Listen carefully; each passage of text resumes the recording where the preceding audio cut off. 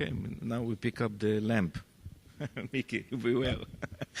I'm not the lion, by the way. Okay, we continue, and as we have started last year, we continue this year to give awards, Go4 Europe awards, every year for achievements for the relationship between Europe and Israel, and from Israel to the international community, business community around the globe. Last year we have done it to late Horowitz, and today we are doing it to a brilliant, brilliant guy and a very good friend of mine, Mickey Federman. It is my great honor and privilege to introduce this year recipient of the Go4 Europe 2012 Achievement Prize. Mickey Federman has contributed significantly to strengthening and developing business relationship between Israel and Europe. He has intensified the technology collaboration as chairman of Elbit System, a developer, manufacturer, and integrator of defense electronics, through joint ventures, mergers, and acquisition across Europe countries.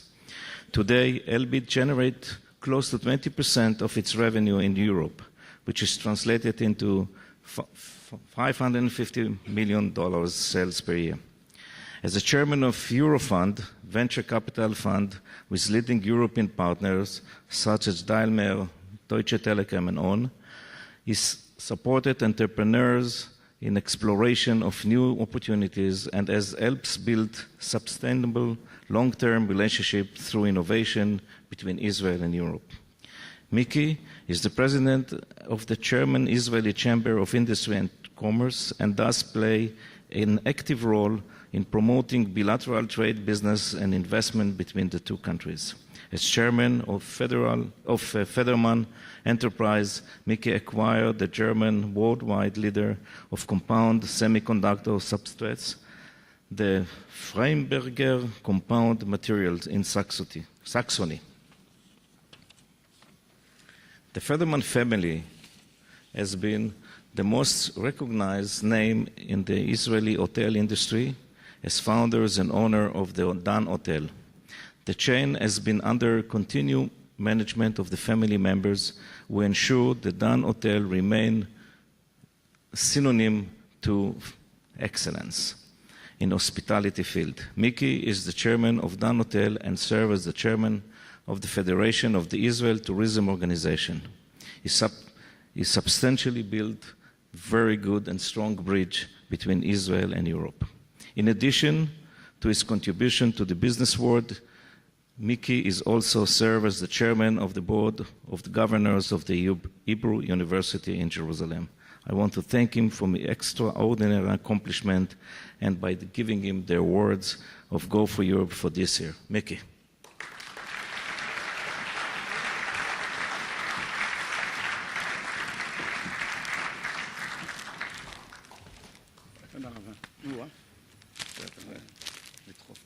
זה לא כך פשוט, את זה. יש לך כמובן גם תעודה שלא, שתוכיח שזה שלך. תודה רבה. אם אתה רוצה להגיד כמה מילים, אז אני אחזיק לך את זה.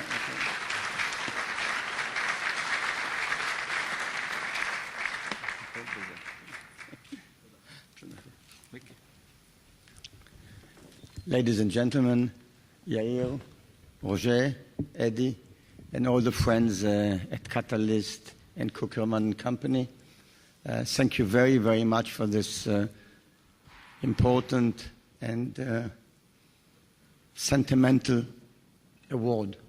I didn't know I had to speak, so what I said now was what I planned to say, but I was asked to say a few words because I'll be on the panel in about 5 minutes. So I'll just give you my anima amin, as we say in Hebrew, about Israel, European business and economic relations. I'll do it very short. There's no doubt that Israel's main economic ally is and will be the United States. But the Israeli economic field, the Israeli concept of doing business, the Israelis' education, business education, technological education, is very much and more close and similar to the US approach. And therefore, we understand each other very well, but we run in parallel. With Europe, it's a different ballgame. And in a way, we have more to offer. We Israelis have more to offer to the European business community. In Europe, we complement each other. We come with a very advanced technological approach, with the chutzpah Roger spoke about, with the happiness to take risks in development and in investments. And we find in Europe, on those lines, a much more conservative approach. On the other hand, the Europeans bring to the table a much more systemized and rigorous engineering and industrial approach.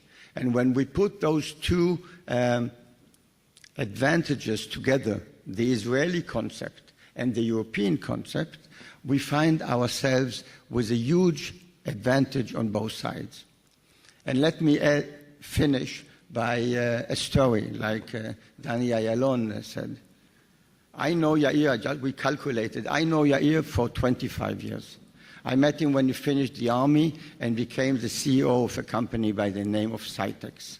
Cytex was at the time partner with Elop, which was or is now part of Elbit, and we developed together a UAV, a drone, an unmanned air vehicle. This unmanned air vehicle, which we started to develop a few years before Yair came, but under Yair got a huge push. This unmanned air vehicle today, together with Thales, France, UK, European, has signed the largest UAV program in Europe for the last 10 years. It's over £1 billion sterling, over $1.5 billion project, a 50-50 joint venture between Thales, France, UK, and Elbit, and is now the main UAV program of the United Kingdom.